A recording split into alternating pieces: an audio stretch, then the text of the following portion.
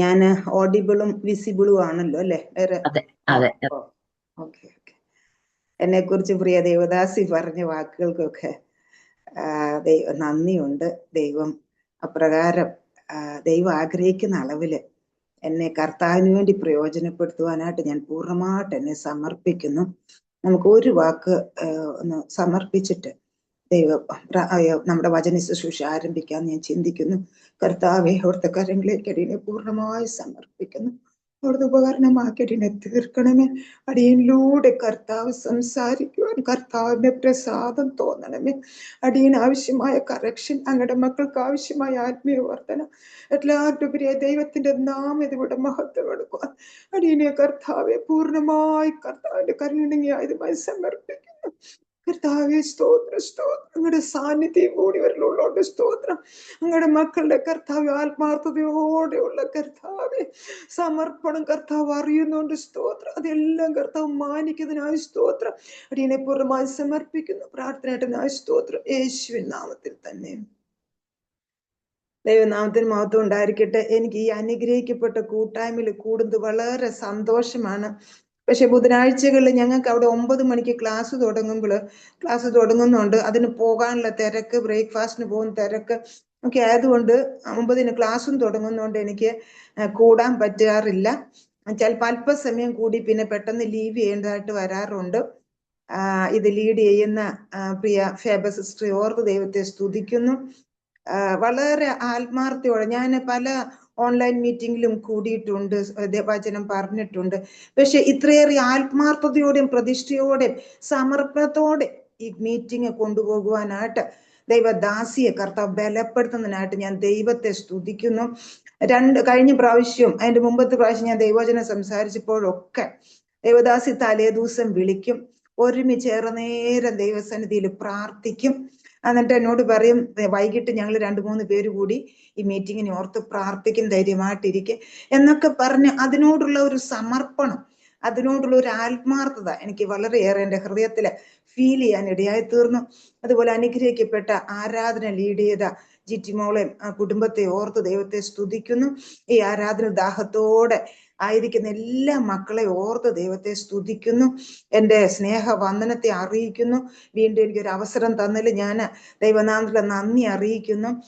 നിമ്മി ജോ sister പ്രാർത്ഥിച്ചുകൊണ്ടിരുന്നപ്പോൾ ഈ തലമുറകളെ ഓർത്ത് ഇങ്ങനെ പ്രാർത്ഥിച്ചപ്പോൾ ഞാൻ കഴിഞ്ഞ ദിവസം എനിക്ക് മൈലപ്ര ചർച്ചിലെ പാരന്റിങ്ങിനെ കുറിച്ച് ഒരു ക്ലാസ് എടുക്കാനായിട്ട് 2 മണിക്കൂറിന്റെ ക്ലാസ് എടുക്കാൻ ഇങ്ങനെ കടന്നു. അപ്പൊ ഞാൻ ദൈവവചനം ഇങ്ങനെ മറച്ച് ഇങ്ങനെ ദൈവവചനത്തില് കുഞ്ഞുങ്ങളെ വളർത്തുന്നതിനെ കുറിച്ച് എന്താണ് സംസാരിച്ചിരിക്കുന്നതൊക്കെ എനിക്ക് ചിന്തിക്കാനൊക്കെ ഇടയായി തീർന്നു.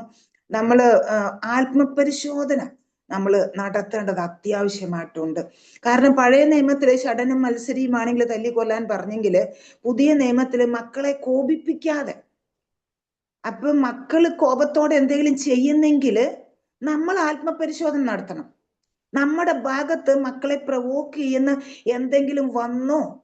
അപ്പം പുതിയ നിയമത്തില് നമുക്കാണ് ദൈവം ഉത്തരവാദിത്വം തരുന്നത്. ശാന്തമായിട്ട് അവരോട്. കഴിഞ്ഞ ദിവസം ഞാനൊരു സാക്ഷ്യം കേട്ട സമയത്ത് ഒരു പെൺകുഞ്ഞ് അവള് വാതിൽ അടച്ച്, ദേഷ്യം വരുന്ന മുഴുവൻ പാത്രം വലിച്ചെറിയുകയും വാതിലടച്ച് അതിന്റെ കട്ടിളകൾ അളക്കുന്ന അനുഭവം. അപ്പൊ അവളോട് എന്തുകൊണ്ടാണ്, നിന്റെ ഹൃദയത്തിൽ എന്താണ് തോന്നുന്നത്, എന്താണ് നിന്റെ ബുദ്ധിമുട്ട്, ഇങ്ങനെ സംസാരിക്കാൻ ആരും തയ്യാറില്ല. ആ കുഞ്ഞ് ഇങ്ങനെ ചെയ്യുന്നു, അവളെ പിടിച്ച് അടിക്കാൻ മാത്രം, ആ അടിക്കാനായിട്ട് സപ്പോർട്ട് ചെയ്യാൻ ആൾക്കാരുള്ളൂ. എന്നാലും മോൾക്ക് എന്താ പ്രയാസം ഉണ്ടായിരിക്കുന്നത്? മോളെ ഞങ്ങളുടെ ഭാഗത്ത് എന്താ ക്രമീകരണം ചെയ്യുന്നത്? മോളെ ഞങ്ങൾ വേദനിപ്പിച്ച് ഏത് കാര്യത്തിലാണ് മോൾക്ക് വേദന? ഏത് കാര്യത്തിലാണ് മോനെ അഡ്ജസ്റ്റ് ചെയ്യാൻ പറ്റാത്ത? ഇങ്ങനെയൊന്നും നമ്മൾ ആത്മപരിശോധനയോടെ നമ്മൾ ഒന്ന് താഴാൻ നമുക്ക് മനസ്സുണ്ടോ? നമ്മുടെ യേശു കർത്താവ് താഴ്ന്നെങ്കിൽ ആരുടെ മുൻപില്? ശിഷ്യന്മാരുടെ കാല് കഴുകുന്നു, തള്ളിപ്പറഞ്ഞ് പ്രാഗി ആണയിട്ട് പിന്തിരിഞ്ഞു പോയ പത്രോസിനെ തിരിച്ചു ചെന്നിട്ട് പത്രോസിനെ കൂട്ടുകാർക്കും ബാക്കിയുള്ളവർക്കും എല്ലാം കൂടെ പ്രാതൽ റെഡിയാക്കി വെച്ചിട്ട് അവർക്ക് നല്ലൊരു മീൻപിടുത്തം കൊടുത്ത് അവരെ വീണ്ടും, അപ്പൊ പത്രോസ് പിന്നെയും കർത്താവിനോട് അടുക്കാൻ തയ്യാറല്ല. കർത്താവാകുന്ന പറഞ്ഞ് വീണ്ടും കടലിൽ ചാടുക. പിന്നെയും കർത്താവ് ക്ഷമയോടെ കാത്തിരിക്കുക. ക്ഷമയോടെ കാത്തിരുന്ന പത്രോസേ, നീ എന്നെ തള്ളിപ്പറഞ്ഞതൊക്കെ എനിക്കറിയാം, എന്നാലും ഞാൻ ഇങ്ങനെ വരുക, നിന്നെ ഒന്ന് ഏൽപ്പിച്ചു പോകാൻ വേണ്ടിട്ടാ. ഇതൊന്നുമല്ല പറഞ്ഞ, യോഹന്നാന്റെ മകനായ ശീമോനെ, നീ ഇവരിലധികമായി എന്നെ. അപ്പൊ നമ്മുടെ കർത്താവിന് അത്രയും താഴാൻ മനസ്സുണ്ടെങ്കിൽ, തന്റെ ശിഷ്യന്റെ മുൻപിൽ താഴാൻ മനസ്സുണ്ടെങ്കിൽ, പ്രിയ ദൈവമക്കളെ, നമ്മുടെ കുഞ്ഞുങ്ങളുടെ മുൻപിൽ നമ്മളൊന്ന് താഴ്ന്നത് കൊണ്ട് ഒന്നും സംഭവിക്കാനില്ല. നമ്മുടെ കൊമ്പൊന്ന് താഴ്ത്തിയിട്ട്, മക്കളെ നിങ്ങൾക്ക് മോൻ എന്താണ് പ്രയാസം, മോൻ ഏത് കാര്യത്തിലാണ് നമ്മുടെ വീട്ടിൽ അഡ്ജസ്റ്റ് ചെയ്യാൻ പറ്റാത്തത്, ഏത് കാര്യത്തിലാണ് മാതാപിതാക്കളായി ഞങ്ങൾ കറക്ഷന് തയ്യാറാകേണ്ടത്, മോൻ ഏത് കാര്യത്തിലാണ് അഡ്ജസ്റ്റ് ചെയ്യാൻ പറ്റാത്തത്, ഇതുപോലെ നമ്മളൊന്ന് തയ്യാറാകാനായിട്ട് നമ്മൾ മനസ്സ് വെക്കുന്നെങ്കിൽ നമുക്ക് നമ്മുടെ കുഞ്ഞുങ്ങളെ, കർത്താവ് പോയ പാതയിലൂടെ കർത്താവ് ഒരു എക്സാമ്പിൾ എല്ലാ കാര്യത്തിലും തന്നിട്ടുണ്ടെന്നാണ് ഞാൻ മനസ്സിലാക്കുന്നത്. ഞാൻ ദേവദാസി പറഞ്ഞതുപോലെ എൻ്റെ പേര് സജിത, എൻ്റെ ഒറിജിനൽ നെയിം സജിത വർഗീസ് ആണ്. കല്യാണം കഴിഞ്ഞാണ് ഞാൻ സജിത അയ്പായത്. വീണ്ടും ഈ ഒഫീഷ്യൽ ഇതിൽ മുഴുവൻ സജിത വർഗീസ് കിടക്കുന്നുണ്ട്. രണ്ടും കൂടെ ഇടയ്ക്കിടയ്ക്ക് വരും. അതുകൊണ്ടാണ് ഞാൻ കഴിഞ്ഞ പ്രാവശ്യം എൻ്റെ സാക്ഷ്യം പറഞ്ഞായിരുന്നു. പക്ഷെ ഇനി പുതിയ ആരെങ്കിലും ഞാൻ ഓടിച്ചൊരു 2 മിനിറ്റ് കൊണ്ട് എൻ്റെ സാക്ഷ്യം പറയാൻ ഞാൻ ആഗ്രഹിക്കുന്നു. എൻ്റെ സ്വന്തം ദേശം തൃശ്ശൂരാണ്. ഞാൻ അവിടെ ഒരു ടീച്ചർ ആകാൻ വേണ്ടിയിട്ട് പോസ്റ്റ് ഗ്രാജുവേഷൻ പഠിച്ചു. അത് കഴിഞ്ഞ് BEd കഴിഞ്ഞു. ഒരു ടീച്ചർ ആകാൻ വേണ്ടിയൊക്കെ നോക്കി നിന്ന സമയത്ത് ഒരു പാസ്റ്റർ എന്നെ കല്യാണം കഴിച്ചു. അപ്പൊ എനിക്കൊരു ടീച്ചർ ആകാൻ വേണ്ടി തന്നെ ഞാൻ ആഗ്രഹിച്ചിരുന്നു. പക്ഷെ എൻ്റെ അമ്മയ്ക്ക് എവിടെയെങ്കിലും, കാരണം പൈസ കൊടുത്ത ഒരു ടീച്ചർ പോസ്റ്റിൽ കയറിക്കഴിഞ്ഞാൽ, ഞങ്ങൾ അതിന് മാത്രം സാമ്പത്തികമുള്ളവരും അല്ല. അപ്പൊ ടീച്ചർ പോസ്റ്റിൽ കയറി കഴിഞ്ഞാൽ പിന്നെയും സ്ത്രീധനം കൊടുക്കണം, പിന്നെ ആ പരിസരത്തുള്ളവരെ കല്യാണം ആലോചിക്കാൻ പറ്റുള്ളൂ.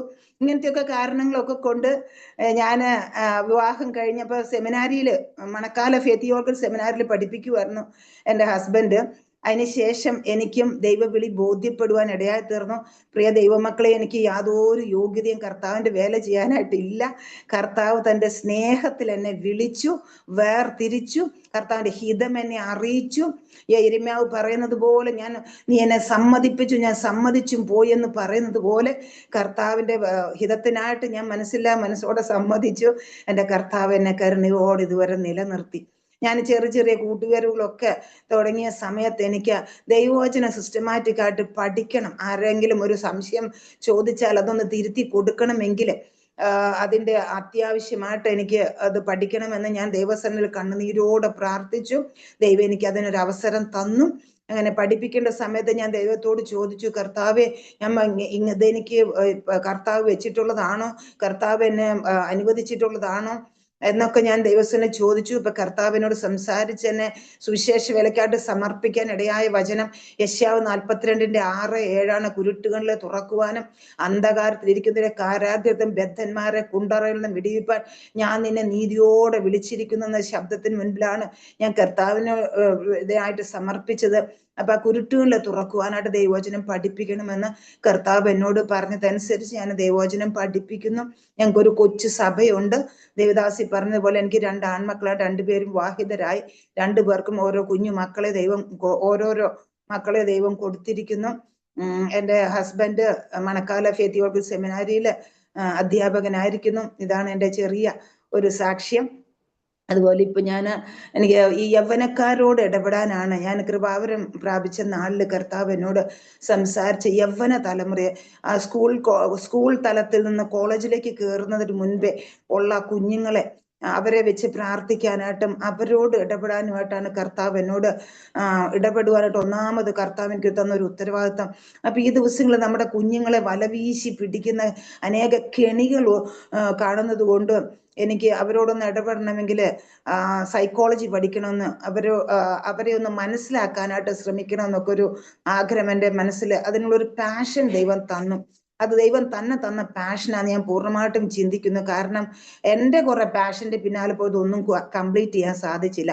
പക്ഷെ കർത്താവ് തരുന്ന പാഷന്റെ പിന്നാലെ പോകുമ്പോൾ അത് കംപ്ലീറ്റ് ചെയ്യാൻ കർത്താവ് അവസരം തരുന്നതായിട്ട് എനിക്കത് മനസ്സിലാക്കാൻ ഇടയായി തീർന്നു. അങ്ങനെ ആ പഠനത്തില് ഏകദേശം പൂർത്തീകരണത്തിലേക്ക് ആയിക്കൊണ്ടിരിക്കുന്നു. ഇന്ന് കർത്താവ്, ഞാൻ പല വചനങ്ങൾ ചിന്തിച്ചു, കർത്താവിനോട് ഇടപെട്ട ഒരു വചനം, ആ ഒരു ഭാഗം, അത് ഞാൻ വെളുപ്പാൻ കാലത്ത് ഞാൻ ഇങ്ങനെ ദിവസം ഇരുന്നപ്പോൾ അതിൽ തന്നെ ഒരു പ്രത്യേകമായ ഒരു വാക്കാണ് എന്നെ പ്രത്യേകമായിട്ട് ചിന്തിപ്പിച്ചത് യോഹന്നാന്റെ സുവിശേഷം 11-ാം അധ്യായത്തില് അതിന്റെ 28-ാമത്തെ വാക്യം ഒന്ന് വായിക്കാമോ? തന്റെ സഹോദരിയായ മറിയെ സ്വകാര്യമായി വിളിച്ചു, ഗുരു വന്നിട്ടുണ്ട്, നിന്നെ വിളിക്കുന്നു എന്ന് പറഞ്ഞു. മതി, ഗുരു വന്നിട്ടുണ്ട്, നിന്നെ വിളിക്കുന്നു. പ്രിയ ദൈവമക്കളെ, നമ്മുടെ വേദനയുടെയും കഷ്ടതയുടെയും ഒറ്റപ്പെടലിന്റെയും നഷ്ടങ്ങളുടെയും മധ്യത്തില് നമുക്ക് പ്രതീക്ഷ തരുന്ന ഒരു വാക്കാണ് ഗുരു വന്നിട്ടുണ്ട്, നിന്നെ വിളിക്കുന്നു. ആ ബർത്തിമായിയോട് പറഞ്ഞൊരു വാക്ക്, ഗുരു നിന്നെ വിളിക്കുന്നു. അപ്പൊ കർത്താവ് നമ്മളെ വിളിക്കുന്നെങ്കില് വെറുതെ വിളിക്കില്ല. നമ്മൾ ചിലപ്പോ വെറുതെയൊക്കെ വിളിക്കും, പക്ഷെ കർത്താവ് വിളിക്കുന്നെങ്കിൽ അതിന്റെ മുൻപിൽ ഒരു പദ്ധതി ഉണ്ട്. ആ പദ്ധതി എന്തായിരിക്കും? നമ്മുടെ നഷ്ടങ്ങളുടെയും നമ്മുടെ കഷ്ടങ്ങളുടെയും നമ്മുടെ വേദനകളുടെയും നമ്മുടെ നിന്ദകളുടെയും നമ്മുടെ ദുർഗന്ധം വമിക്കുന്ന അവസ്ഥകളുടെയും മധ്യത്തിൽ കർത്താവ് കടന്നു വരുമ്പോൾ ഗുരു വിളിക്കുന്നെന്ന് പറഞ്ഞാല് അതിന്മേലെല്ലാം ഒരു ട്രാൻസ്ഫോർമേഷൻ നടക്കാനായിട്ട്, അതിലൊക്കെ ഒരു രൂപാന്തരം നടക്കാനായിട്ട്, അതിനു വേണ്ടിയാണ് കർത്താവ് നമ്മളെ വിളിക്കുന്നത്. ഇതിന്റെ ഒരു പശ്ചാത്തലം നമ്മൾ ചിന്തിച്ചാല് നമുക്ക് ലൂക്കോസിന്റെ സുവിശേഷം 10-ാം അധ്യായത്തില് 38 മുതൽ 42 വരെയുള്ള വാക്യങ്ങളിലും യോഹന്നാന്റെ സുവിശേഷം 11-12 അധ്യായങ്ങളിലുമാണ് ഈ ബഥാന്യയിൽ ഈ ഭവനത്തെ കുറിച്ച് നമുക്ക് വായിക്കാനായിട്ട് സാധിക്കുന്നത്. ഈ ബഥാന്യ എന്ന് പറയുന്ന ആ ഒരു പട്ടണം നമുക്ക് യോഹന്നാന്റെ സുവിശേഷം 11-ാം അധ്യായത്തിന്റെ 18-ാം വാക്യത്തില് നമുക്ക് ഇപ്രകാരം കാണുന്നു: യെരുശലേമിനരികെ ഏകദേശം 2 നാഴിക ദൂരത്തായിരുന്നു. അപ്പൊ എന്താണ് യെരുശലേമിന്റെ പ്രത്യേകത? അവിടെയാണ് ദേവാലയം നിൽക്കുന്നത്, അവിടെയാണ് മഹാപുരോഹിതന്മാര്, ശാസ്ത്രിമാര്, പരീശന്മാരുടെ ഒക്കെ സംഘങ്ങളൊക്കെ ഉള്ള സ്ഥലമാണ് യെരുശലേം. അപ്പൊ ആ യെരുശലേമില് യേശു ക്രിസ്തു കടന്നു പോയി കഴിയുമ്പോൾ അവിടെ വലിയ പ്രശ്നങ്ങളാണ് അവർക്ക്. കർത്താവ് അവിടെ ദോഷമൊന്നും ചെയ്തില്ല, പക്ഷെ കർത്താവിനെ കാണുന്നത് ഇവർക്ക് വലിയ ബുദ്ധിമുട്ടാണ്. എന്തുകൊണ്ടാ ബുദ്ധിമുട്ട്? കർത്താവ് അവിടെ ചെന്ന് ആലയം വൃത്തിയാക്കും, ആലയത്തെ വിശുദ്ധമാക്കും, അവിടെ ഇരുന്ന് ജനത്തെ ഉപദേശിക്കും, അവിടെ കുരുടരെയും മുടന്തരെയും എല്ലാവരെയും സൗഖ്യമാക്കും. ഇതൊന്നും ആർക്ക് സാധിക്കുന്നില്ല? മഹാപുരോഹിതന്മാർക്കും സാധിക്കുന്നില്ല, ശാസ്ത്രിമാർക്കും പരീശന്മാർക്കും ഇതൊന്നും സാധിക്കുന്നില്ല. അപ്പൊ ആ സാധിക്കാത്തത് കൊണ്ട് ഇവർക്ക് യേശുവിനെ എങ്ങനെയെങ്കിലും ഒടുക്കി കളയണം. അല്ലാതെ ഈ ഭൂതഗ്രസ്തരെ സൗഖ്യമാക്കുകയും കുഷ്ഠരോഗികളെ സൗഖ്യമാക്കുകയും പിന്നെ രോഗികളെ സൗഖ്യമാക്കുന്നു. അപ്പൊ അങ്ങനെ ജനത്തിന് നന്മ മാത്രം ചെയ്യുന്ന, നന്മ ഉപദേശിക്കുകയും നന്മ ചെയ്യുകയും ചെയ്യുന്ന ഈ കർത്താവിന് എന്തിനവർ ദ്വേഷിക്കണം? അവരുടെ ചട്ടക്കൂടുകൾക്കൊന്നും സാധിക്കുന്നില്ല. അവരുടെ ആ ചട്ടക്കൂടുകൾ ഇപ്പൊ പൊളിയും. കർത്താവിന്റെ ശുശ്രൂഷ വ്യാപിച്ചു കഴിഞ്ഞാല് അവരുടെ ചട്ടക്കൂടുകൾക്ക് ഒന്നും സാധിക്കാത്ത, നിരർത്ഥകമായിരിക്കുന്ന, പ്രയോജനമില്ലാത്ത, ജനത്തിന് പ്രയോജനം വരാത്ത ആ ചട്ടക്കൂടുകളൊക്കെ ഇപ്പൊ പൊളിയും, അല്ലേ? അവിടെ ആ ദേവാലയത്തെ കുറിച്ച് നമുക്കറിയാം. ആ പ്രാകാരം, വിശുദ്ധ സ്ഥലം, അതിപരിശുദ്ധ സ്ഥലം. അതിപരിശുദ്ധ സ്ഥലത്ത് മഹാപുരോഹിതന് ആണ്ടിൽ ഒരു പ്രാവശ്യം കയറാനായിട്ട് പറ്റുള്ളൂ. ബാക്കി വിശുദ്ധ സ്ഥലത്ത് ലേവ്യർക്ക് മാത്രമേ കയറാൻ പറ്റുള്ളൂ. പിന്നെ സാധാരണ ജനങ്ങൾക്ക് കടന്നു ചെല്ലാൻ കഴിയുന്ന ഒരേ ഒരു സ്ഥലം പ്രാകാരമാണ്. ആ പ്രാകാരത്തിൽ മുഴുവൻ ഇപ്പൊ ആരാ? ആട്, പ്രാവ്, കന്നുകാലികളെ ഒക്കെ നിറഞ്ഞിരിക്കുക. നമ്മൾ കന്നുകാലികളൊക്കെ വളർത്തുന്നത് എവിടെയാ? വീട്ടിലല്ല, അല്ലെ? നോർത്ത് ഇന്ത്യ പോയി കഴിഞ്ഞാൽ വീടിനകത്താ, ബെഡ്റൂമിലാ കന്നുകാലികള്. പക്ഷെ നമ്മളാരും അങ്ങനെ ചെയ്യാറില്ല. ഇപ്പൊ ഈ ആലയത്തിന്റെ പ്രാകാരത്തിൽ മുഴുവൻ കന്നുകാലികൾ നിറഞ്ഞാല് അവിടുത്തെ അവസ്ഥ എന്തായിരിക്കും? പാവപ്പെട്ട സാധാരണക്കാരായ ദൈവമക്കൾക്ക് അങ്ങോട്ട് കയറാനായിട്ട് പറ്റിയില്ല. അപ്പൊ അവരെന്ത് ചെയ്തിരിക്കുക? ആലയത്തിന്റെ വാതിൽ അടച്ചു വെച്ചിരിക്കുക. ആലയത്തിന്റെ വാതിൽ അടച്ചു വെച്ച് ജനത്തെ ചൂഷണം ചെയ്തുകൊണ്ടിരിക്കുക. അപ്പൊ കർത്താവ് ചെന്നിട്ട് എന്ത് ചെയ്തു? ഇതിനെ മുഴുവൻ പറപ്പിച്ച് ആ പൈസ, മണി ചേഞ്ചേഴ്സിന്റെ, പൈസ കൈമാറ്റം ചെയ്യുന്നവരുടെ സകല ടേബിളുകളും മറച്ചു കളഞ്ഞ് കർത്താവ് അവിടെ അങ്ങ് വൃത്തിയാക്കിയിട്ട് അവിടെ ഇരുന്ന് കർത്താവ് യഹൂദ ഗോത്രക്കാരനാ. കർത്താവിനും ചെല്ലാവുന്ന സ്ഥലം ഈ പ്രാകാരമാണ്. ആ പ്രാകാരത്തിൽ നിന്ന് കർത്താവ് പഠിപ്പിക്കാനായിട്ട് ആരംഭിച്ചു, സൗഖ്യമാക്കുവാനായിട്ട് ആരംഭിച്ചു. ആ കർത്താവിനെ എന്ത് ചെയ്യണം? എങ്ങനെയെങ്കിലും ഒടുക്കി കളയണം. അപ്പം 11-ാം അധ്യായത്തിന്റെ 8-ാം വാക്യം ഒന്ന് വായിക്കാമോ? യോഹന്നാൻ 11-ാം അധ്യായത്തിന്റെ 8-ാം വാക്യം. ശിഷ്യന്മാർ അവനോട്, റബ്ബി, യഹൂദന്മാർ ഇപ്പോൾ തന്നെ നിന്നെ കല്ലെറിയുവാൻ ഭാവിച്ചുവല്ലോ, നീ പിന്നെയും അവിടെ കല്ലെറിയുന്നതിന്റെ ഒരു ബാക്ക്ഗ്രൗണ്ട് ഇതാ. ഏതാ? ആലയം വൃത്തിയാക്കുന്നു, അവിടെ രോഗികളെ സൗഖ്യമാക്കുന്നു, ഇതൊക്കെയുള്ളൂ ബാക്ക്ഗ്രൗണ്ട്. കല്ലെറിയാൻ അവരുദ്ദേശിക്കുന്നതിന്റെ കാര്യം അത്രയേ ഉള്ളൂ. അല്ലാതെ വേറെ ഒരു തെറ്റും കർത്താവ് ചെയ്തതായിട്ട് ആർക്കും പറയാനില്ല. അതുകൊണ്ടല്ലേ പീലാത്തോസിന്റെ മുമ്പില് പല പല കള്ളസാക്ഷികൾ വന്നിട്ടും ഒത്തുവരാത്തത്. അതുകൊണ്ടല്ലേ. അപ്പൊ കർത്താവിനെ വേറൊന്നും അവർക്ക് കുറ്റപ്പെടുത്താനായിട്ട് ഇല്ല. പക്ഷെ പലവിധമായ കള്ള സാക്ഷ്യങ്ങളൊക്കെ കൊണ്ടുവരാനായിട്ട് ശ്രമിക്കുക. അപ്പൊ ഇവിടെ കല്ലെറിയാൻ നോക്കുന്നതിന്റെ ഉദ്ദേശം അല്ലെങ്കിൽ അതിന്റെ പശ്ചാത്തലം അല്ലെങ്കിൽ ബാക്ക്ഗ്രൗണ്ട് എന്ന് പറയുന്നത്, കർത്താവ് ഇവിടെ വരുന്നു, ആലയം വൃത്തിയാക്കുന്നു, അതിനകത്ത് കയറിയിരിക്കുന്നു, ജനത്തിന് നന്മ ചെയ്യുന്നു, ജനത്തെ നന്മ ഉപദേശിക്കുന്നു. അപ്പം അതിന്റെ സമയം പോകുന്നുണ്ട്, ഞാൻ തന്നെ അങ്ങ് വായിക്കാം. 11-ന്റെ 16-ാം വാക്യത്തിൽ എല്ലാവരും നോക്കിയാൽ മതി. ദിദിമോസ് എന്ന പേരുള്ള തോമസ് സഹശിഷ്യന്മാരോട്, അവനോട് കൂടെ മരിക്കേണ്ടതിന് നാമും പോകാം. അപ്പൊ അവിടെ പോയാൽ തീർച്ചയായിട്ടും ക്രൂശിന്മേൽ കയറുന്നതിന് മുമ്പ് ഇവിടെ കല്ലെറിഞ്ഞവര് കൊല്ലാനുള്ള സാധ്യതയുണ്ട്. അത്രയേറെ പ്രതികൂലമുള്ള ഒരു സ്ഥലമാണ് ഏത് സ്ഥലം? ബെഥനി. അപ്പൊ ആ ബെഥനി അല്ലെങ്കിൽ ബെഥാന്യ ഇതുപോലെ പ്രതികൂലമുള്ള ഒരു സ്ഥലമാണ്. ഈ 12-ാം അധ്യായത്തിന്റെ 11-ാം വാക്യം ഒന്ന് വായിച്ചേ. അനേകം യേശുവിൽ വിശ്വസിക്കുകയാൽ ലാസറേയും കൊല്ലണമെന്ന് മഹോപുരോഹിതന്മാർ ആലോചിച്ചു.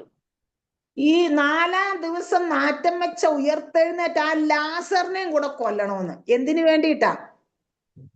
യേശുവിനോടുള്ള വൈരാഗ്യം. അപ്പൊ അത്രയേറെ ഒരു നന്മ ചെയ്യുന്ന ഒരു വ്യക്തിയെ കുറിച്ച് ഇത്രയേറെ വൈരാഗ്യം ഉള്ള യെരുശലേമിനടുത്ത മഹാപുരോഹിതന്മാരുടെയും ശാസ്ത്രിമാരുടെയും ഒക്കെ ആസ്ഥാനവും കോട്ടയും ഒക്കെ ആയിരിക്കുന്ന ആ ഒരു സ്ഥലത്ത് ഇനി ഈ ബാക്ക്ഗ്രൗണ്ട് മനസ്സിൽ വെച്ചുകൊണ്ട് നമുക്ക് ലൂക്കോസിന്റെ സുവിശേഷത്തിലേക്ക് പോകാം. അതിന്റെ 10-ാം അധ്യായത്തിന്റെ 38-ാം വാക്യത്തില് നമ്മൾ കാണുന്നു, പിന്നെ ഒരു യാത്ര പോകയിൽ അവൻ ഒരു ഗ്രാമത്തിലെത്തി. മാർത്ത എന്ന് പേരുള്ള ഒരു സ്ത്രീ അവനെ വീട്ടിൽ കൈക്കൊണ്ടു. അവൾക്ക് മാർത്ത എന്ന്, ഇനി നമുക്ക് ബാക്കി പിന്നെ വായിക്കാം. Thank you. മാർത്ത എന്നൊരു സ്ത്രീ അവനെ വീട്ടിൽ കൈക്കൊണ്ടു. അപ്പൊ ഈ മാർത്ത വീട്ടിൽ കൈക്കൊള്ളുന്നതിന്റെ ബാക്ക്ഗ്രൗണ്ട് ഞാൻ നിങ്ങളോട് പറഞ്ഞു. യാതൊരു അനുകൂല സാഹചര്യവും ഇല്ല. പരീശന്മാരുടെയും ശാസ്ത്രിമാരുടെയും മഹാപുരോഹിതന്മാരുടെയും സകല എതിർപ്പുകളെ വകവെച്ചിട്ടാണ് മാർത്ത യേശുവിനെ വീട്ടിൽ കൈക്കൊണ്ടത്. പ്രിയ ദൈവമക്കളെ, നമുക്ക് കർത്താവിന് വേണ്ടി വില കൊടുക്കാൻ തയ്യാറായിട്ടുണ്ടോ? നമുക്ക് ഇതുപോലത്തെ വല്ല പ്രതികൂലവും നേരിടേണ്ടി വന്നിട്ടുണ്ടോ? നാറ്റം വെച്ച് 4-ാം ദിവസം മരിച്ചതിന് ശേഷം 4-ാം ദിവസം ഉയർത്തെഴുന്നേറ്റ ആ ലാസറിനെയും കൂടെ കൊല്ലണം എന്ന് പറയുന്ന തക്ക ആ പ്രതികൂലത്തിന്റെ വൈരാഗ്യത്തിന്റെ ആ എതിർപ്പിന്റെ മധ്യത്തില് അങ്ങനെയുള്ള ഒരു ഇതില് ആരെയും ഭയപ്പെടാതെ മാർത്ത എന്ത് ചെയ്തു? യേശുവിനെ വീട്ടിൽ കൈക്കൊള്ളാനായിട്ട്. ഞാനൊരു ഇംഗ്ലീഷ് ട്രാൻസ്ലേഷൻ നോക്കിയപ്പോ she open her gate, her house. അവള് വീട് തുറന്നു കൊടുത്തു. യേശുവിന് വേണ്ടി അവളെ വീട് എന്ത് ചെയ്തു? തുറന്നു കൊടുത്തു. എബ്രായ ലേഖനത്തിൽ വായിക്കുന്നു, നിങ്ങൾ അവന്റെ ഭവനമാകുന്നു എന്നല്ലേ, അല്ലേ? നിങ്ങൾ, പൗലോസ് അപ്പോസ്തലൻ പറയുന്നു, നിങ്ങൾ ദൈവത്തിന്റെ മന്ദിരം. എബ്രായ ലേഖനം 3-ാം അധ്യായം വായിക്കുന്നു, നിങ്ങൾ അവന്റെ അതിവിശ്വാസം അവസാനത്തോളം പിടിച്ചുകൊണ്ടാൽ നിങ്ങൾ അവന്റെ ഭവനമാകുന്നു, അല്ലെ? എബ്രായ ലേഖനത്തിലെ 3-ാം അധ്യായത്തിൽ എങ്ങനെയല്ലേ പറയുന്നത്? പെട്ടെന്ന് മനസ്സിൽ വന്ന വാക്യം.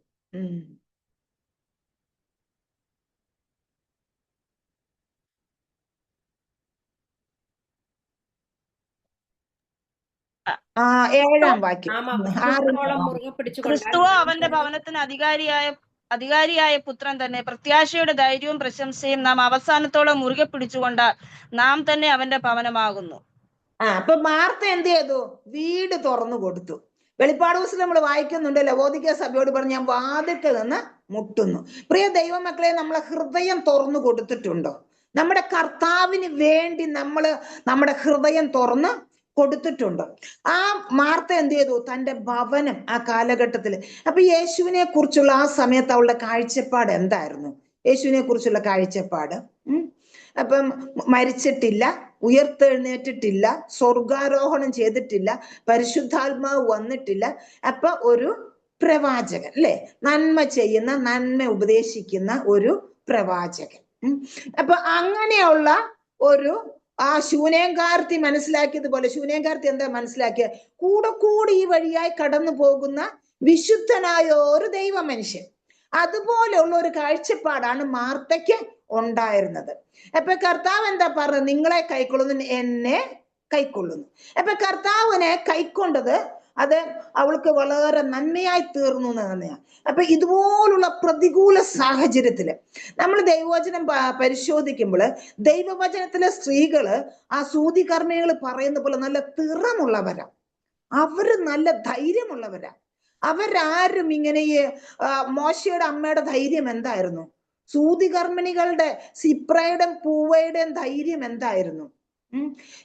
ദാവീദ് ഗോലിയാത്തിനെ ജയിച്ചു വരുമ്പോൾ ശൗലോ 1000, ദാവീദോ 10,000 എന്നും പറഞ്ഞ് തപ്പെടുത്ത് പാട്ടും പാടി വരുന്ന ആ സ്ത്രീകളുടെ ധൈര്യം എന്തായിരുന്നു? അതുപോലെ ആ മിരിയാം തപ്പെടുത്ത്. അപ്പൊ ഞാൻ നോക്കിയപ്പോൾ എല്ലാം ആ അബീഗയിലിന്റെ വിവേകവും ധൈര്യവും എന്തായിരുന്നു? അപ്പൊ അതുപോലെ ഇസ്രായേലിലെ സ്ത്രീകളൊക്കെ ആരും എന്താ പറയുന്നത്, അകത്ത് തന്നെ ഒതുങ്ങിക്കൂടുന്നവരായിരുന്നില്ല. പൗലോസ് അപ്പോസ്തലൻ പൗലോസ് ആകുന്നതിന് മുൻപേ ശൗല് ആ സഭയെ ഉപദ്രവിക്കുന്ന സമയത്ത് സ്ത്രീകളെയും പുരുഷന്മാരെയും പിടിച്ചു കെട്ടി. എന്തിനാ സ്ത്രീകളെ പിടിച്ചു കെട്ടുന്നത്?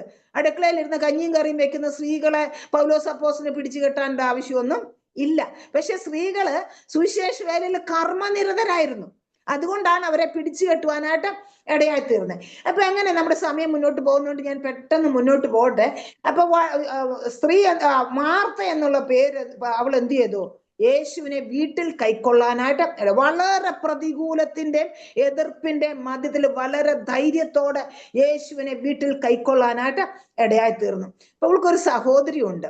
ഈ ലൂക്കോസിന്റെ സുവിശേഷത്തില് സഹോദരനെ കുറിച്ച് പറയുന്നില്ല. അപ്പൊ അദ്ദേഹം വല്ല ബിസിനസ്സിന് പോയിരിക്കുവോ, എന്തായാലും വീട്ടിലില്ല ആള്. മറിയ എന്ത് ചെയ്തു? മറിയയ്ക്ക് ഒരു പ്രത്യേകത ഉണ്ട്, എപ്പോഴും കാൽക്കല, എല്ലാ നേരവും യേശുവിന്റെ കാൽക്കല. യേശുവിനെ കാണുമ്പോഴേ യേശുവിന്റെ കാൽക്കൽ ഇരുന്ന് കേൾക്കാൻ റെഡിയാണ്. ആങ്ങള മരിച്ച സമയത്തും നമ്മൾ നേരത്തെ വായിച്ച ആ ഭാഗത്ത് ഗുരു നിന്നെ വിളിക്കുക, അവിടെയും യേശുവിനെ കണ്ട ഉടനെ കാലില് വീണു. ആങ്ങളയ്ക്ക് ഉയർത്തെഴുന്നേൽപ്പൊക്കെ കിട്ടിക്കഴിഞ്ഞപ്പോ ഓട്ടൻ കാലിൽ പോയി തൈലം പൂശാനായിട്ട് ഇടയാ. അപ്പൊ ഈ മറിയയ്ക്കുള്ള ഒരു സ്വഭാവം എന്താന്ന് വെച്ച് കഴിഞ്ഞാൽ എപ്പോഴും കർത്താവിന്റെ കാൽക്കൽ ഇരിക്കണം. ആ കർത്താവ് വീട്ടിലുള്ള സമയം മുഴുവൻ മാക്സിമം പ്രയോജനപ്പെടുത്തണം. അവിടെ ഇരുന്ന് കർത്താവിന്റെ സാന്നിധ്യത്തിൽ ഇരിക്കണം, കർത്താവ് പറയുന്നതെല്ലാം കേൾക്കണം. പ്രിയ ദൈവമക്കളെ, നമുക്ക് അങ്ങനത്തെ ഒരു സ്വഭാവം ഉണ്ടോ? കർത്താവിന്റെ പാദപീഠത്തിൽ ഇരിക്കാനും കർത്താവിനെ കേൾക്കാനും തയ്യാറുണ്ടോ? നമ്മൾ പലപ്പോഴും നമ്മുടെ ഷോപ്പിംഗ് ലിസ്റ്റ് അങ്ങ് ഇറക്കി വെക്കുന്ന ശീലമേ നമുക്കുള്ളൂ, അല്ലേ? മിക്കവാറും നമുക്ക് നമ്മുടെ ഷോപ്പിംഗ് ലിസ്റ്റ് സൂപ്പർ മാർക്കറ്റിൽ പോവുക, ഷോപ്പിംഗ് ലിസ്റ്റ് ഇറക്കി വെക്കുക, അതുപോലത്തെ പരിപാടിയൊക്കെയാണ് നമുക്ക് പലപ്പോഴും. പക്ഷെ ഈ മറിയ അങ്ങനെയല്ല. മറിയയ്ക്ക് കർത്താവ് വന്നു കഴിഞ്ഞാൽ എത്ര സമയം കർത്താവ് ഉണ്ടാവുന്നില്ല അത്രയും സമയം ചെയ്യാവുന്ന ജോലി അതിന് മുമ്പേ ചെയ്യും.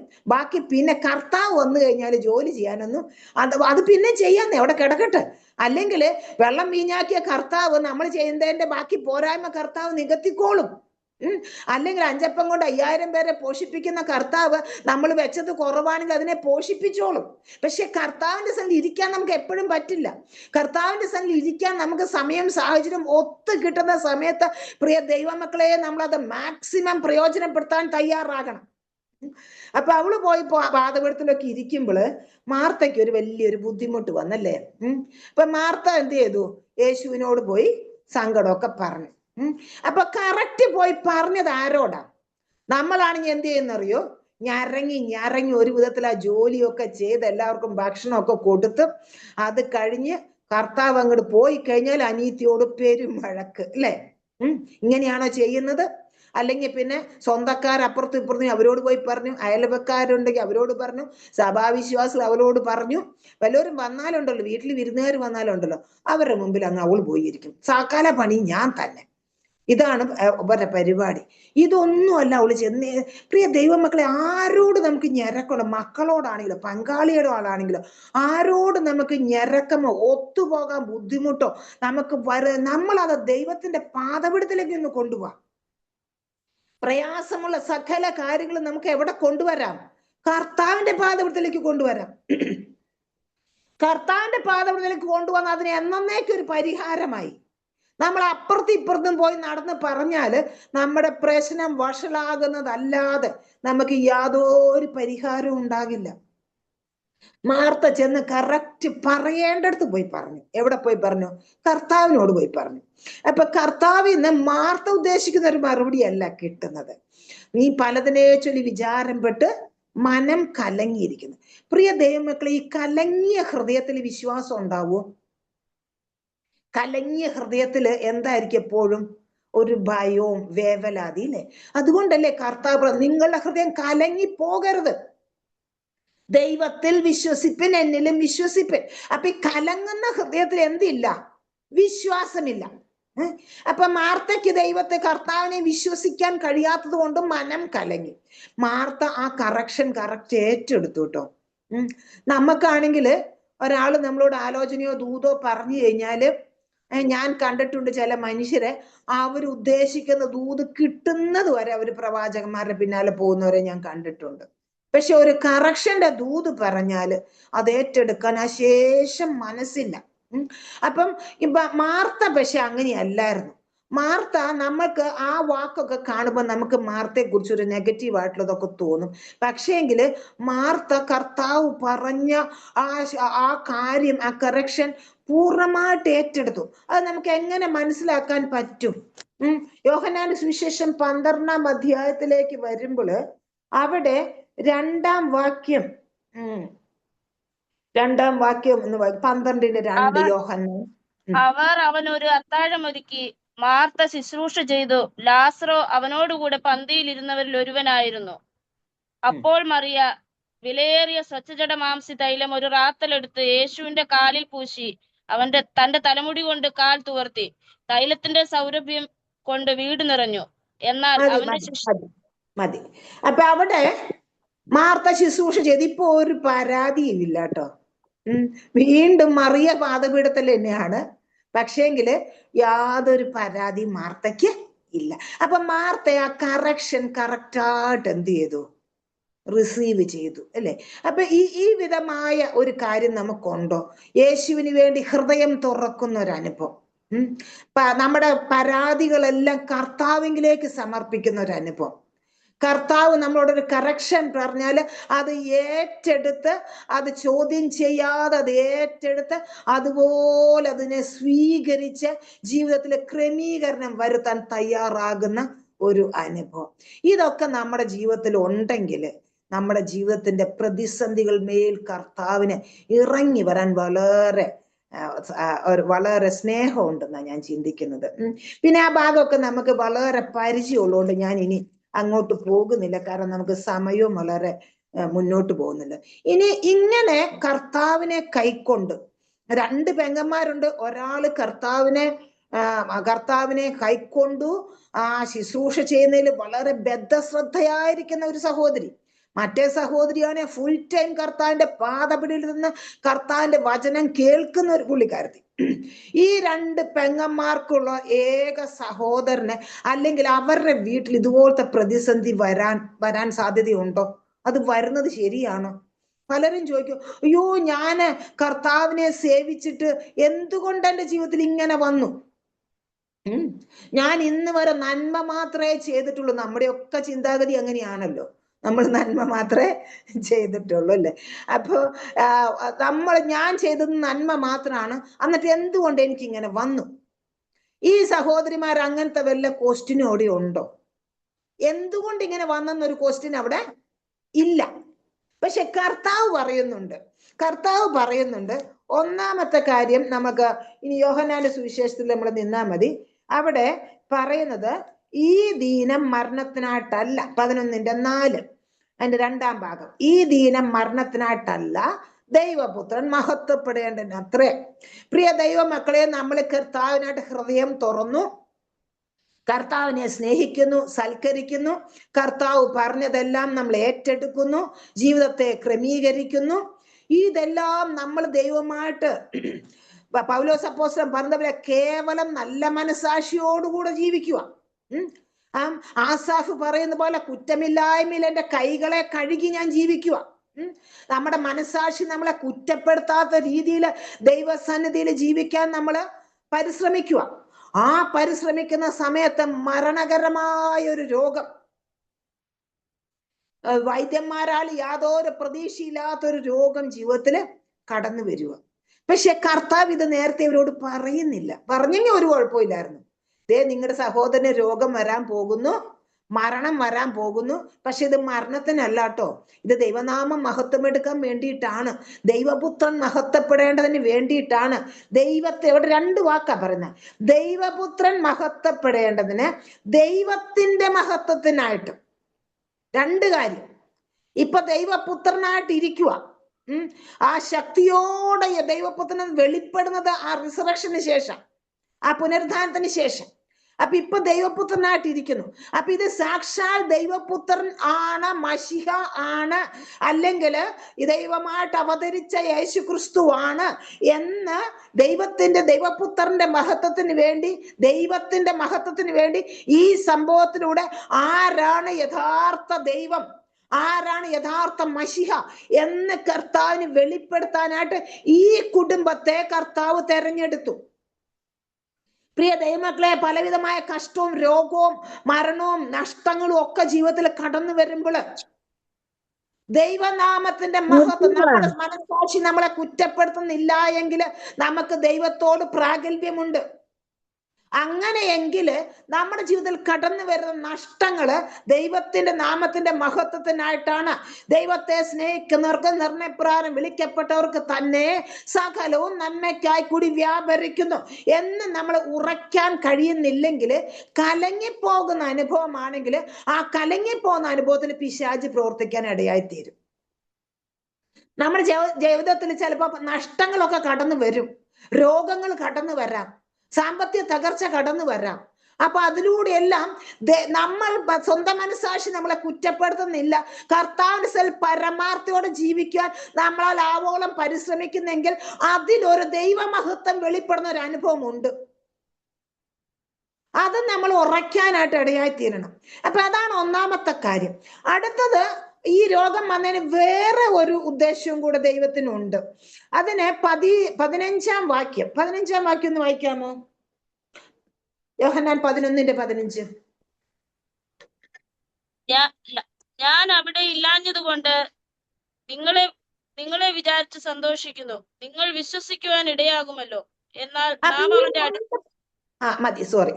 ഈ 2 പർപ്പസാണ് ഈ രോഗവും മരണവും ദുഃഖവും ഒക്കെ അവർക്ക് കൊടുത്തതിന്റെ ഉദ്ദേശം. എന്താ? ഒന്ന്, ദൈവപുത്രൻ മഹത്വപ്പെടണം. ഒന്ന്, ദൈവം മഹത്വപ്പെടണം. 2, ജനം വിശ്വസിക്കാൻ ഇടയാകണം. ദൈവജനത്തിന് വിശ്വാസം വരണം. ദൈവജനത്തിന് ഇത് യഥാർത്ഥ മശിഹയാണ്. ഇതുവരെ പഴയ നിയമത്തിൽ പറഞ്ഞിരുന്ന, നമ്മൾ കാത്തിരിക്കുന്ന പഴയ നിയമ മോശയും പ്രവാചകന്മാരും പറഞ്ഞ മശിഹായെ ഞങ്ങൾ കണ്ടെത്തിയിരിക്കുന്നെന്ന് ആ ദേശത്തുള്ള ജനം വിശ്വസിക്കാൻ ഇടയാകണം. ശിഷ്യന്മാർ ഉറയ്ക്കാനായിട്ട് ഇടയാകണം. അപ്പൊ ഇതൊന്നും ഇവരോട് പറഞ്ഞിട്ടില്ല. ഈ 2 പാവപ്പെട്ട സഹോദരിമാരോട് ഈ വിഷയങ്ങൾ നേരത്തെ പറഞ്ഞിരുന്നെങ്കിൽ കുഴപ്പമില്ലായിരുന്നു. പക്ഷെ ദൈവം എല്ലാം പറയാൻ ഉദ്ദേശിക്കുന്നില്ല. അപ്പൊ ചിലപ്പോ അത്രയും സമയം നമ്മൾ അനേകരുടെ പഴിയും വിരൽ ചൂണ്ടുന്ന അനുഭവം, കുറ്റപ്പെടുന്ന അനുഭവം ഒക്കെ നമ്മൾ ചില സമയത്ത് കേൾക്കേണ്ടതായിട്ട് വരും. അപ്പൊ എല്ലാം നമ്മുടെ കുറ്റം കൊണ്ടോ പാപം കൊണ്ടോ ആണെന്നില്ല. ചിലപ്പോൾ നമ്മുടെ ഭാഗത്തുകൊണ്ട് നമുക്ക് സ്വയം ശോധന ചെയ്യാം, അതിന് കുഴപ്പമില്ല. പക്ഷേങ്കില് കർത്താവ് തരുന്ന നന്മ, കർത്താവ് നമ്മളുമായിട്ടുള്ള ബന്ധം ഉറപ്പാണോ എന്ന് മാത്രം നോക്കിയാൽ മതി.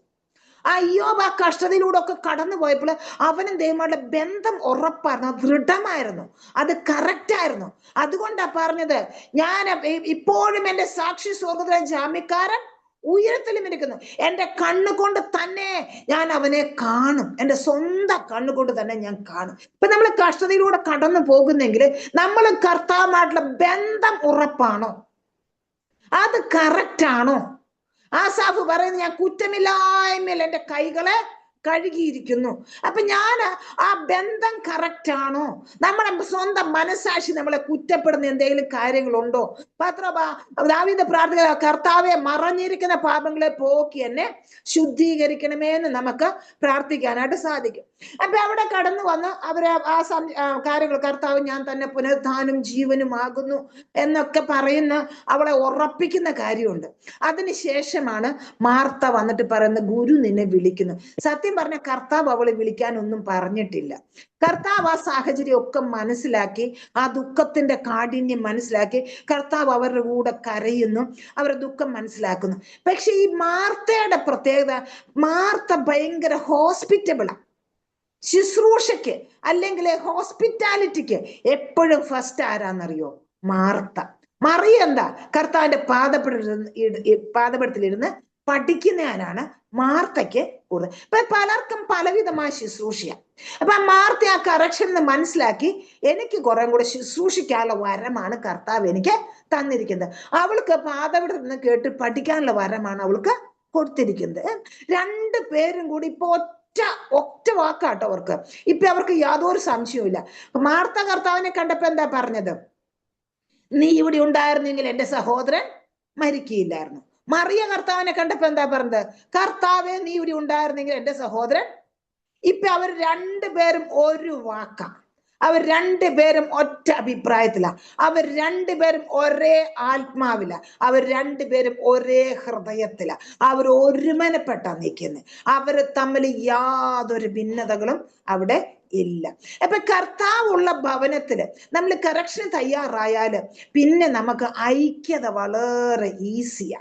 കർത്താവിന്റെ വാക്ക് കേൾക്കാൻ തയ്യാറായി കഴിഞ്ഞാല് നമുക്ക് അപ്പൊ അവിടെ എന്തായി തീർന്നു?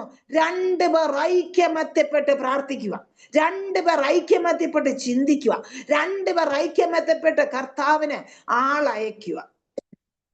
പ്രിയ ദൈവമക്കളെ, നമുക്ക് ഈ വിധ കാര്യങ്ങളെല്ലാം ചെയ്യാൻ തയ്യാറാകുവാണെങ്കിൽ, അല്ല ഇനി നമ്മൾ ഒറ്റയ്ക്കേ ഉള്ളൂ, അവിടെയും കർത്താവ് ഇറങ്ങി വരും. ആ യോഹന്നാൻ ആ പത്മോസിന്റെ ദ്വീപിൽ ഏകാന്തതയിലായിരിക്കുമ്പോളെ, യോഹന്നാനെ നീ ഭയപ്പെടേണ്ട, മരണത്തിന്റെ പാതാള താക്കോൽ എന്റെ കൈവശമാ. നീ ഒരിക്കലും ഈ പത്മോസിൽ കിടന്ന് അസ്തമിക്കുന്ന നീ ഭയപ്പെടേണ്ട കാര്യമില്ല. ഡൊമീഷ്യന്റെ യാതൊരു പദ്ധതിക്കും നിന്നെ നശിപ്പിക്കാൻ സാധിക്കയില്ല. നിനക്കിനിയും ഒരു ദൂരയാത്ര ചെയ്യാനുണ്ട്.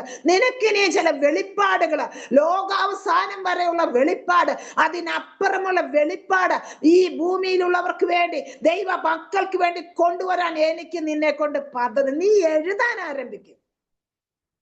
ഡൊമീഷ്യന്റെ യാതൊരു പദ്ധതിക്ക് നിന്നെ തകർക്കാനായിട്ട് സാധിക്കില്ല.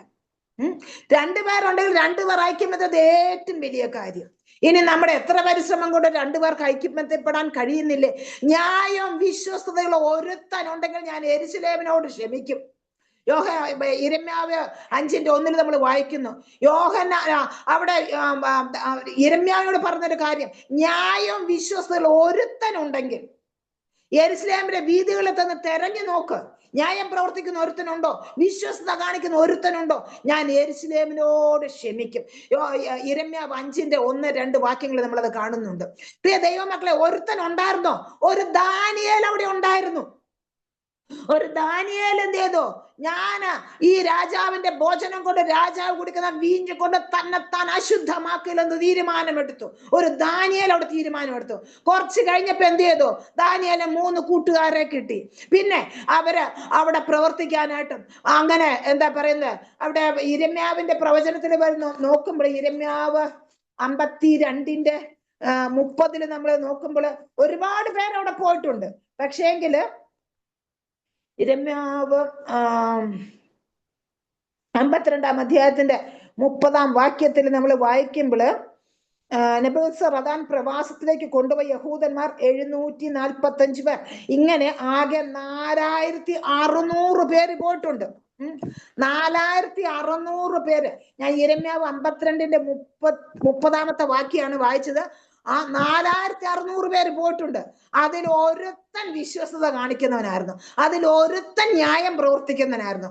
ആ ദാനിയേലിലൂടെ ആ ഒരു വലിയ ദൈവപ്രവർത്തി പതുക്കെ പതുക്കെ ആരംഭിക്കുവാനായിട്ടും യെരൂശലേം പണിയപ്പെടുവാനായിട്ടും ഒരു മുഖാന്തരം ഉണ്ടാകാൻ ഇടയായി തീർന്നു. പ്രിയ ദൈവമക്കളെ, ഒറ്റയ്ക്കാണോ? ഭയപ്പെടണ്ട.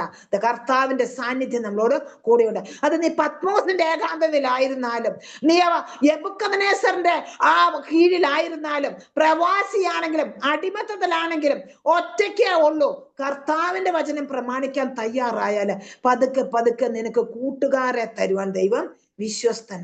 അവിടെ മാർത്ത ഹൃദയം തുറന്നു, വീട് തുറന്നു. അവിടെ വീണ്ടും രണ്ടുപേർ ഐക്യപ്പെടാൻ ഇടയായി തീർന്നു. അതിന്റെ അനന്തരഫലം എന്തായിരുന്നു പ്രിയ ദൈവമക്കളെ? അവിടെ നാറ്റം വെച്ച അനുഭവം, മൃതമായിരിക്കുന്ന അനുഭവം, ഗുഹയിൽ അകപ്പെട്ട അനുഭവം, പിന്നെന്തൊക്കെ അനുഭവങ്ങളാ?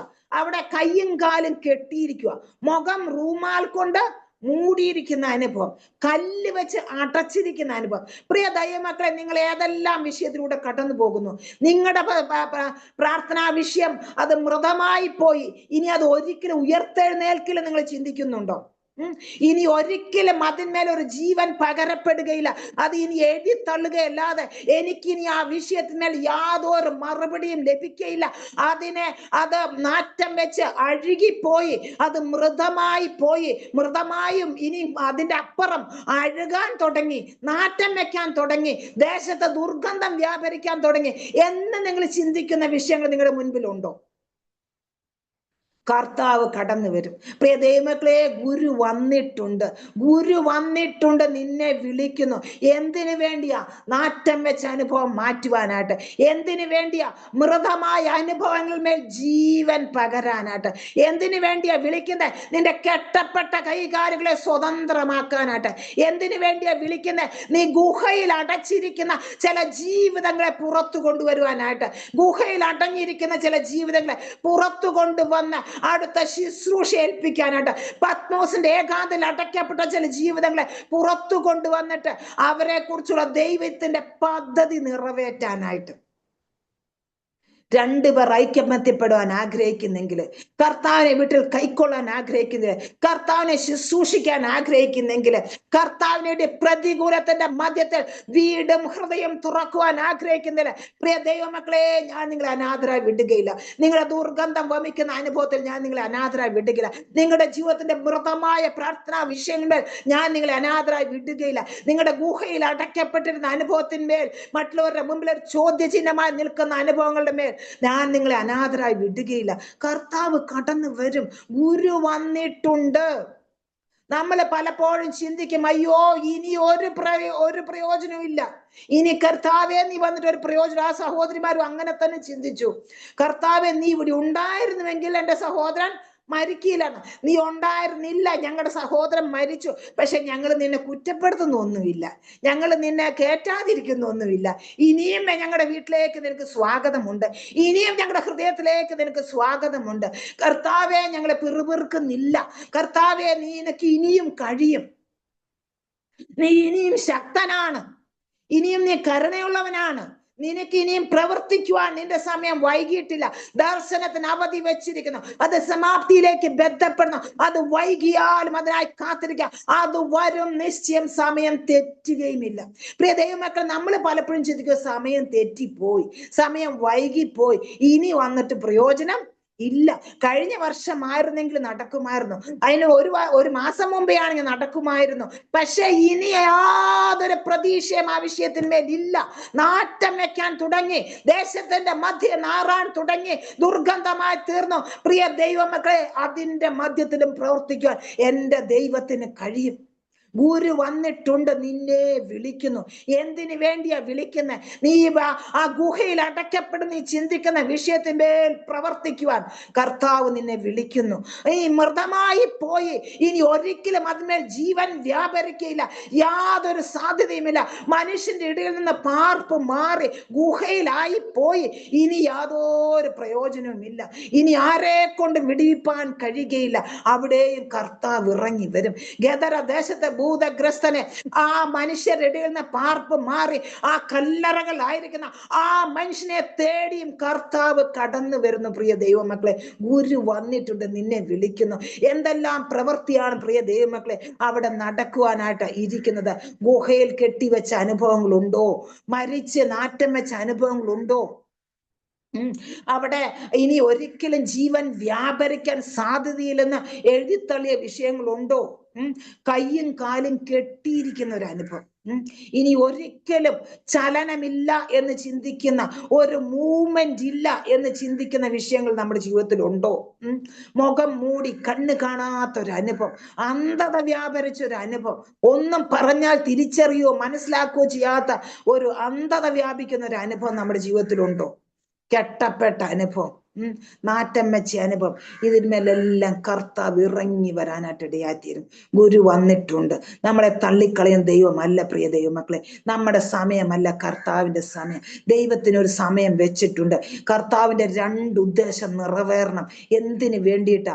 അവിടെ ഒരുപാട് പേര്, നമ്മൾ 12 അധ്യായം ഒരു വാക്യം വായിച്ചല്ലോ, അവൻ ഹേതുവായി, 12:10 വാക്യം, അവൻ ഹേതുവായി അനേകം യഹൂദന്മാർ ചെന്ന് യേശുവിൽ വിശ്വസിക്കയാൽ. അപ്പൊ അവിടെ ആ ബദനിയില് ദൈവം, നീതിമാനായ ദൈവം എല്ലാവർക്കും താൻ ദൈവപുത്രനാന്ന് വെളിപ്പെടുത്തണം. അങ്ങനെ വെളിപ്പെടുത്തി അവർ ദൈവത്തിൽ വിശ്വസിക്കാൻ ഇടയായി തീരണം. ആർക്കും അയ്യോ ഞങ്ങൾ അറിഞ്ഞില്ലല്ലോ എന്ന് പറയാൻ ഒരു അവസരവും ഉണ്ടാകാൻ പാടില്ല.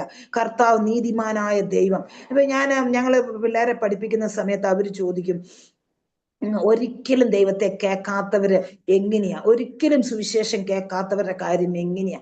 ഉൾവനങ്ങളിലൊക്കെ ഉള്ള ആളുകളുടെ, അപ്പൊ ഞാൻ പറയും അവർക്കൊരു മനസാക്ഷി ദൈവം കൊടുത്തിട്ടുണ്ട്. ആ മനസാക്ഷിയുടെ അകത്ത് ദൈവം വാദിച്ചുകൊണ്ടിരിക്കുക. ദൈവത്തെ അന്വേഷിക്കാതെ, അതുകൊണ്ടാണ് അവർ ഈ കല്ലും മണ്ണും മരവും ഒക്കെ ദൈവമായിട്ട് ആരാധിക്കാൻ, ഉള്ളിൻ്റെ ഉള്ളിൽ ഒരു സത്യാന്വേഷണ ദാഹം, ഒരു ദൈവത്തെ അന്വേഷിക്കാൻ ദാഹം അവരുടെ ഹൃദയത്തിനകത്ത് ദൈവം വെച്ചിട്ടുണ്ട്. ആ കൊർന്നല്യോസിന് ആ ദാഹം ഉണ്ടായിരുന്നു. അതുകൊണ്ടാണ് ആ ദാഹിക്കുന്നവനെ നിറയ്ക്കുന്ന ഒരു ദൈവമാണ്. ആ യഥാർത്ഥമായിട്ട് ദാഹിക്കുന്നവനെ, ആ മനസാക്ഷി തെന്മയും നന്മയും തിരിച്ചറിയാനായിട്ട് നമ്മളോട് പറയുമ്പോൾ അതനുസരിക്കാൻ തയ്യാറാണെങ്കിൽ അവർക്ക് കർത്താവിനെ വെളിപ്പെടുത്താനായിട്ട് കർത്താവ് വിശ്വസ്തനായ ഒരു ദൈവമാണ്. പ്രിയ ദൈവമക്കളെ, അവിടെ ഞാൻ ഈ ഇടയ്ക്കൊക്കെ ഈ മുസ്ലിങ്ങളുടെ സാക്ഷിയൊക്കെ കേൾക്കാൻ ഇടയായി തീർന്നു. അവിടെയെല്ലാം ഉണർവ് വ്യാപരിച്ചുകൊണ്ടിരിക്കുക. ഇറാനില്, ഇറാഖില്, ഈജിപ്തില്, അതുപോലെ തുർക്കിയിൽ ഒക്കെ ഉണർവ് വ്യാപരിച്ചുകൊണ്ടിരിക്കുക. സൗദിയിലൊക്കെ ഉണർവ് വ്യാപരിച്ചുകൊണ്ടിരിക്കുക. ആ ഒരു വാക്കും ഭാഷണവും കൂടാതെ ഇന്ന് ഇന്റർനെറ്റ് എല്ലാവരുടെയും കയ്യിലുണ്ട്. ബൈബിൾ എല്ലാവർക്കും ആക്സസിബിൾ ആണ്. അവരെല്ലാം വായിച്ച് ആരും സുവിശേഷം പറയാതെ അനേകർ വിടുവിക്കപ്പെട്ടുകൊണ്ടിരിക്കുക. ആ ഉണർവിന്റെ കാലഘട്ടം ആരംഭിച്ചിരിക്കുക. അപ്പൊ അതുകൊണ്ട് ആർക്കും പറയാൻ സാധിക്കില്ല ഞങ്ങൾ അറിഞ്ഞില്ലല്ലോ എന്ന് പറയാനായിട്ട് ഒരവസരവും ശേഷിപ്പിക്കാതോണം. കർത്താവ് ഒരു സുവിശേഷനും കടന്നു ചെല്ലാത്തടത്ത് കർത്താവ് ദർശനങ്ങളെ കൊടുത്ത്, കർത്താവ് ഇറങ്ങിച്ചെന്ന് പ്രവർത്തിച്ച് ഒക്കെ കർത്താവ് പ്രവർത്തിച്ചു കൊണ്ടിരിക്കുക. നമ്മുടെ ജീവിതത്തിലും പ്രിയ ദൈവമക്കളെ നാറ്റം വെച്ച അനുഭവങ്ങളുണ്ടോ? അവിടെയെല്ലാം നമുക്കറിയാം. ഒരു മരിച്ച വീട്ടില്, മരിച്ച ആ ഡെഡ് ബോഡിയുടെ അകത്ത് ഇവര് 3-ാം ദിവസം കൊണ്ട് എന്ത് ചെയ്യും?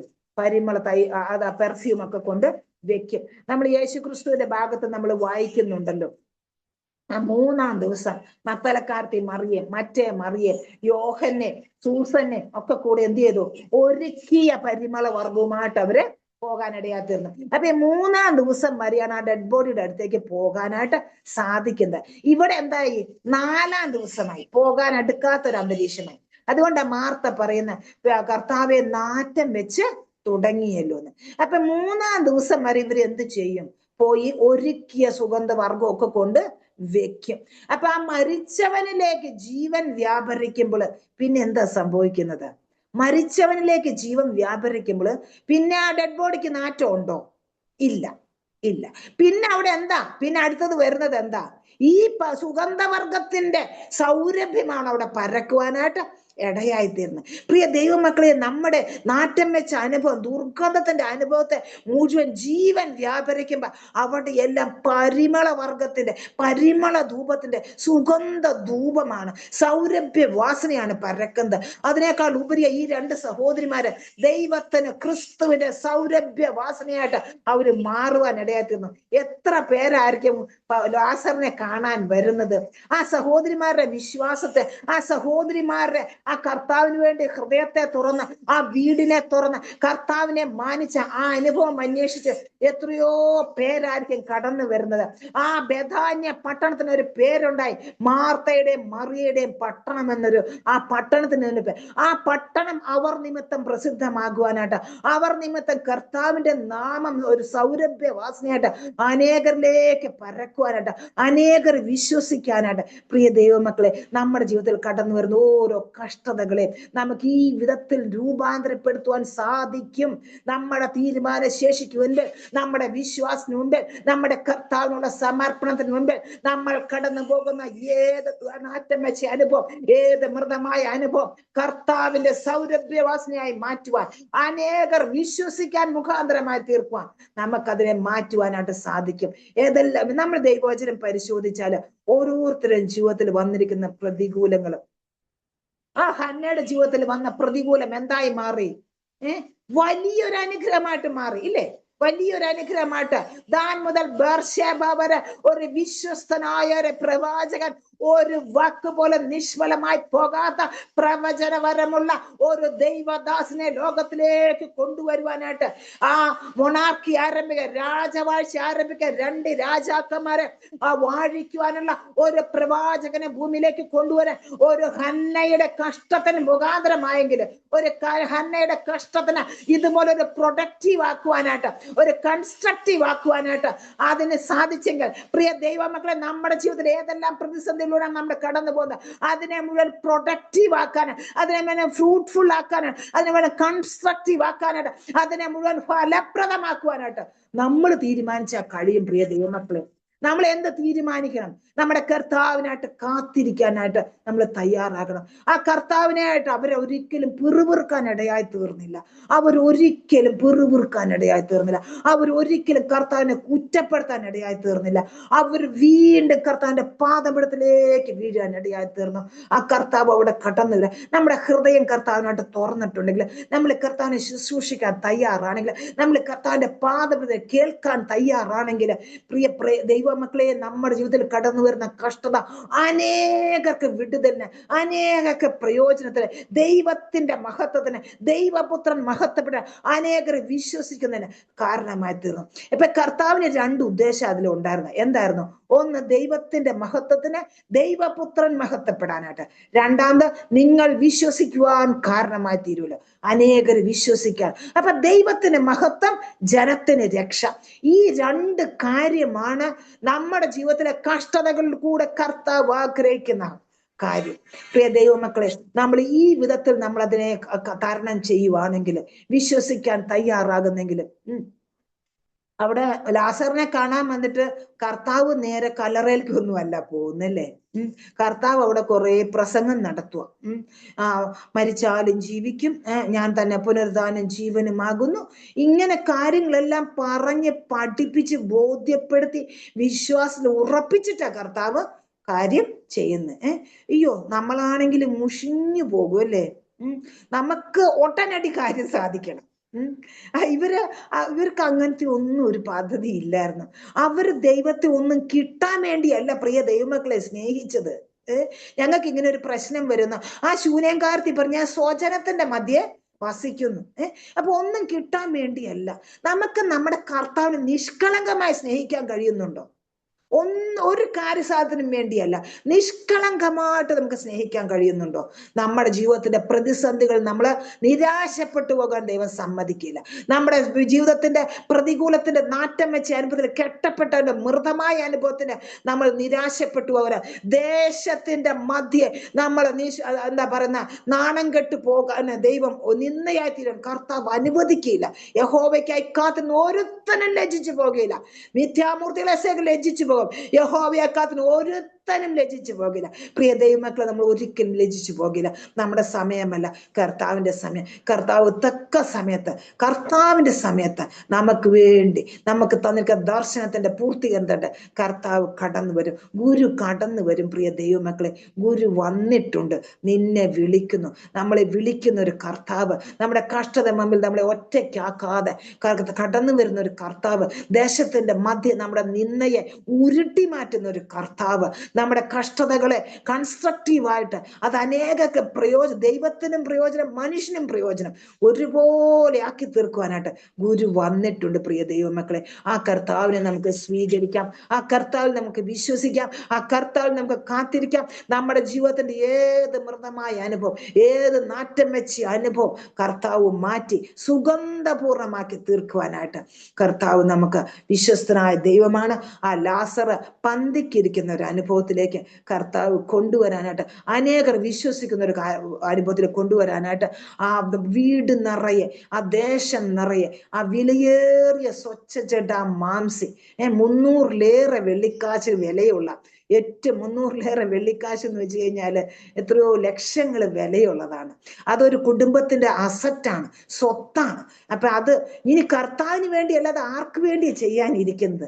നമ്മുടെ ഏറ്റവും വിലയേറിയത്, നമുക്ക് പിടിച്ചു നിർത്താൻ കഴിയാത്ത നമ്മുടെ ജീവൻ നമുക്ക് കർത്താവിനായിട്ട് സമർപ്പിക്കാം.